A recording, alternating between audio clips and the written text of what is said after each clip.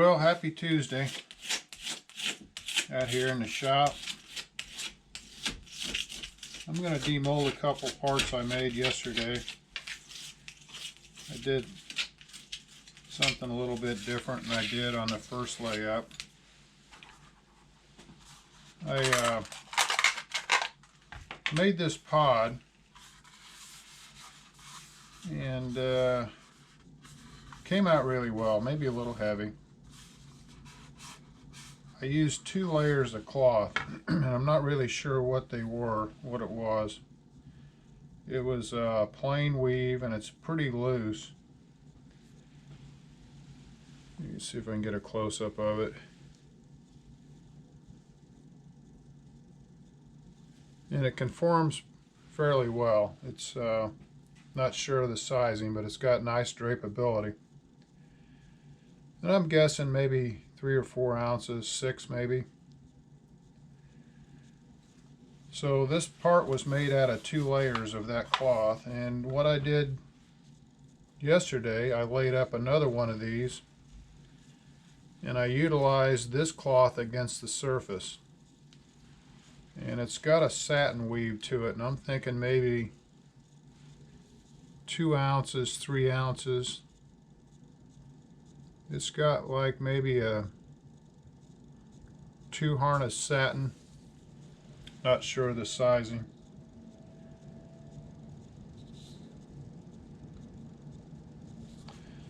And the reason I don't know what this stuff was, it wasn't marked. I don't have any record of where I bought it, when I bought it.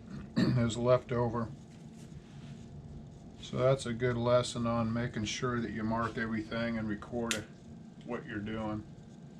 Might not seem like it matters at the time, but down the road, it's nice to go back and reference what worked. Obviously this stuff seems like it works really well, but if I had to repurchase it, I wouldn't know where to go and what to ask for, so I've got to do the research over again. So this was HTR 250 106-3, and it's a super rigid good part. And the part yesterday I made was a epon 815 and a HT 386. So it was the same resin hardener I use on the bell crane. And then I cured it at 150. This was cured for maybe 3 or 4 hours at 150, and I shut the oven off and it ramped itself down. Preheated the mold at 150 while I laid it up. Preheated the mold yesterday at 150, which allowed the resin to really wet. You could just see the resin flow, the air bubbles come out. So I'm going to go over to the oven, get these parts out.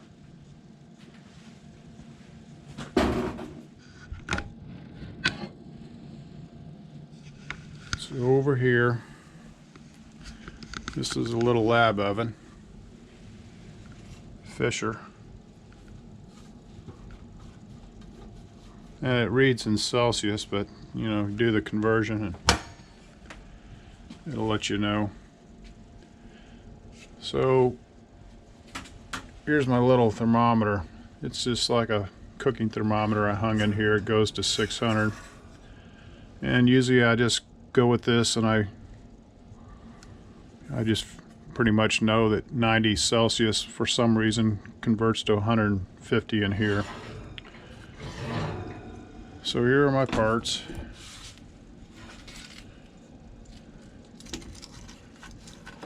And we'll see how we can get these out of the mold.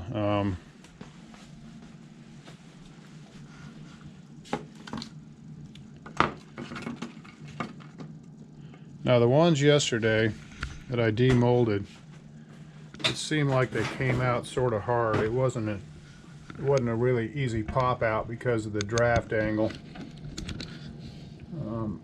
I'm not sure if changing the resin will matter. We'll find out.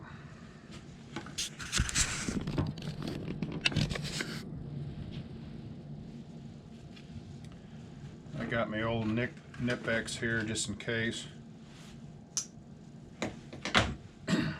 So The way the part came out yesterday, it seemed like you started down here at the tail end of this pod and you started to peel it. And you can see through the PVA and the clear glass, you can see where it starts to release. And this one seems like it might be coming out easier than the one yesterday. Part of the reason might be with the mold becoming more, what do I say, less grain. And I knew it was going to be trouble getting this part out because of the draft angle here and then the deep draw up here. So initially when I laid up this part, I knew to bring this carbon toe that I ran around the wing fairing all the way out of the mold, and what that does is give me something to pull and hang on to. So that was able to release that corner. And I'm going to come around here, grab a hold of the nose. So that was a clean release. This gives you a good idea of the PVA film. It's like a sort of like a sunburn here. You see that come off. Now the PVA is releasing off of the part easier than the one I did yesterday. Now I don't know if that has anything to do with the resin or not, but so this part looks like it has less resin. That HTR 386 with epon 815 was a lot thinner viscosity resin, and it was a lot easier to get compaction in a really tight part. That's plenty stiff enough. The PVA, in effect, it creates a physical barrier between the part and your mold.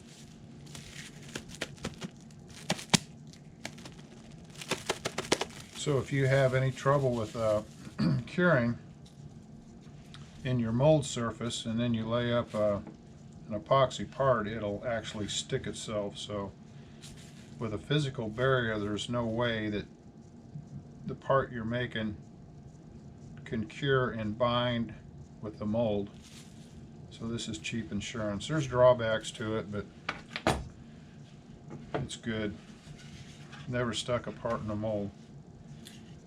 And just for reference, this was heated to 150, so I know this alcohol-based PVA can withstand a cure in an oven at 150. I'm not sure what the upper limits of that are, but I can tell you for sure that it's 150 at least. So the same thing, I just go around the edge.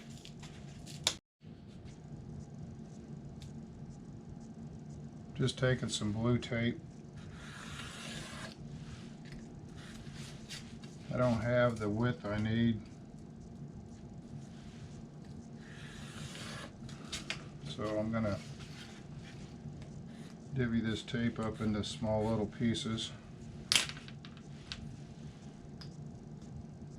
So I can get the small little sections like you need. You don't want to run tape completely down the seam. You want to be able to see it. And I start up here at the nose. Seems to work well. I want to make sure that I get this thing where it needs to be. Then I'll come down at the tail end of the cone.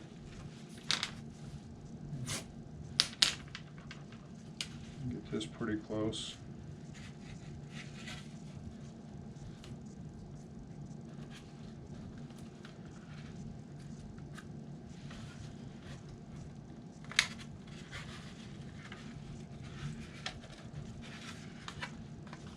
go back to the nose and make sure that hadn't shifted any.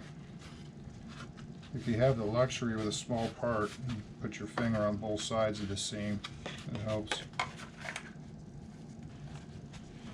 And these parts, if you make them, you're gonna see where you got to spring them together. It's not going to come together perfect. As long as you've got that line sanded correctly and no waves in it and straight on that line, you're not going to have any trouble getting this thing to line up. One half of this mold lost its PVA. I peeled that off, and I got to be careful when this resin starts to ooze out of this seam.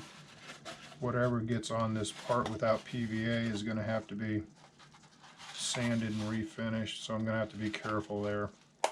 So I'm going to keep it wiped down. And right there was a little click. It wasn't mating correctly. That little teeny click allowed those pieces to come together perfect up here on the cowl. Down with tape.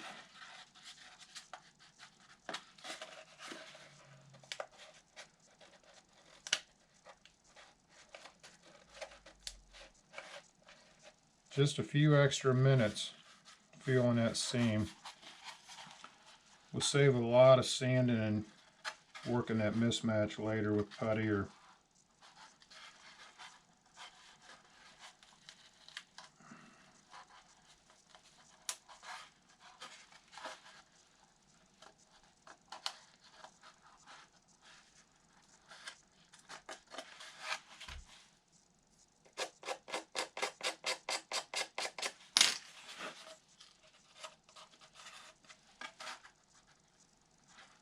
and the bottom line, it's just a little RC pod for a park flyer.